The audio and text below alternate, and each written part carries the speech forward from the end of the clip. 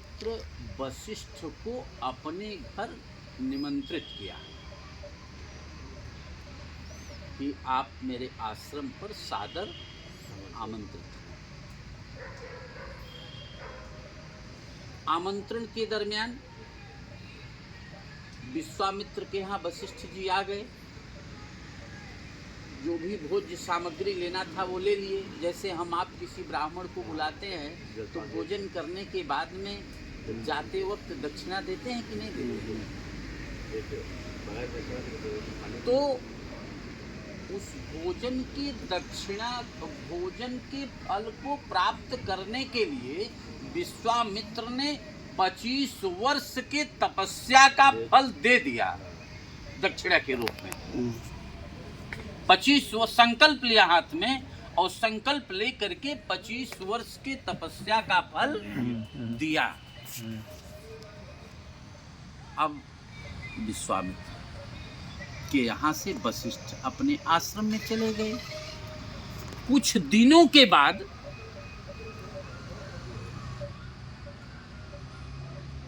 वशिष्ठ के अंदर भी जिज्ञासा हुई कि मुझे भी अपने मित्र को आमंत्रित करना चाहिए।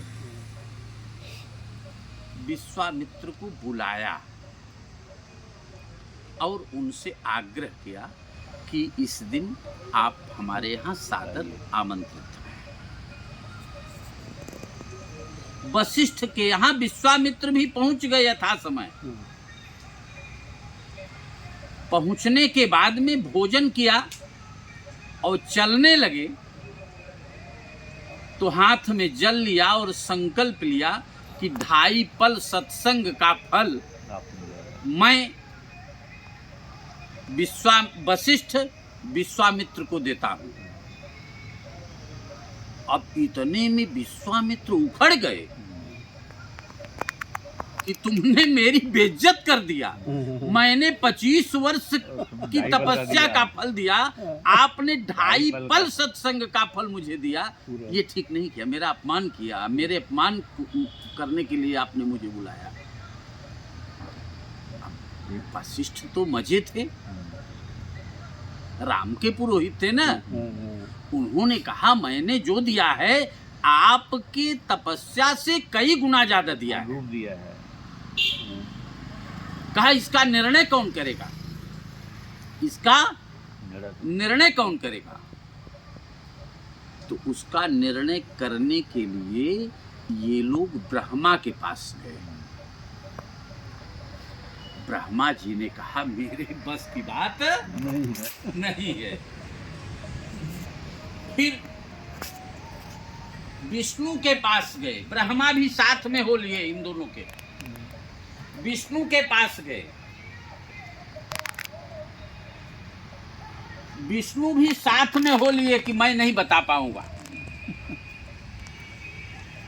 शंकर जी के पास गए। शंकर जी के पास गए। शंकर जी ने कहा भी मैं नहीं बता पाऊंगा। लेकिन अगर इस प्रश्न का उत्तर पाना है तो शेषनाग के पास हमको चलना होगा। ब्रह्मा, विष्णु, महेश और वशिष्ठ और विश्वामित्र के साथ में शेषनाग के पास पहुंच गए। शेषनाग के ऊपर, सिर के ऊपर पृथ्वी का भार टिका हुआ था। उन्होंने आने का हेतु पूछा।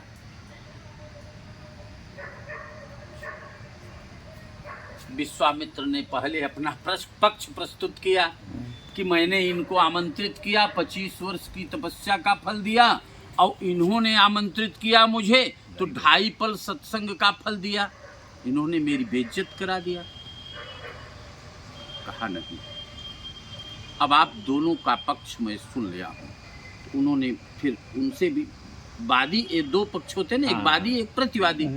तो प्रतिवादी का भी पक्ष पूछा कि आपने क्या दिया। उन्होंने कहा मैंने 2.5 पल सत्संग का फल दिया। प्यूरिफाई करने के लिए पूछ लिया, बता दिया। अब बताने के बाद शेषनाग कहते हैं कि विश्वामित्र से कहते हैं कि मेरे सिर पर पृथ्वी का भार है, थोड़ा सा आप मेरा भार ले लीजिए और हम निर्णय बता देंगे आप।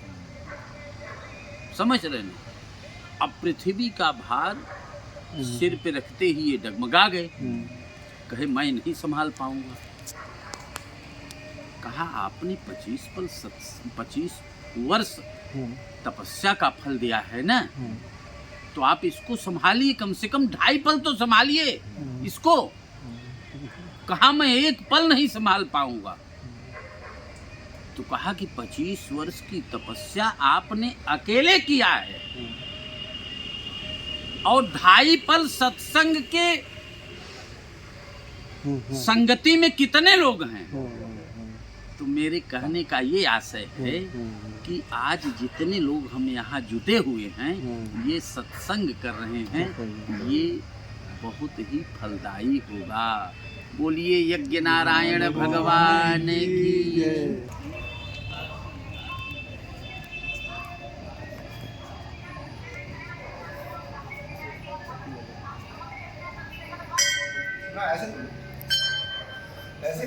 मनोजवं मारुततुल्यवेगं जितेन्द्रियं बुद्धिमतां वरिष्ठं वातात्मजं वा नरयूथमुख्यं श्रीरामदूतं शरणं प्रपद्ये। राम रामेति रामेति रमे रामे मनोरमे सहस्रनाम तत्तुल्यं रामनाम नवरानने। गजाननं भूतगणादिसेवितं कपित्थजम्बूफलचारुभक्षणम् उमासुतं शोकविनाश्यकारिकं नमामि विघ्नेश्वरपादपङ्कजम्। त्वं वैष्णवी शक्तिरनन्तवीर्या विश्वस्य बीजं परिमासि मायाः सम्मोहितं देवि समस्तमेतत् त्वं वै प्रसन्ना भुवि मुक्तिहेतुः। मृत्युंजय महादेव त्राहि मां शरणागतं जन्म मृत्यु जरा व्याधि पीडितं कर्मबन्धनैः। शिवः काशी काशीवासी शिवः शिवः त्राहि मां पार्वतीनाथ सर्वपापहरो भव। ब्रह्मा मुरारिस्त्रिपुरान्तकारी भानुशशि भूमिसुतो बुधश्च गुरुश्च शुक्रः शनिराहुकेतवः सर्वे ग्रहाः शान्तिकरा भवन्तु।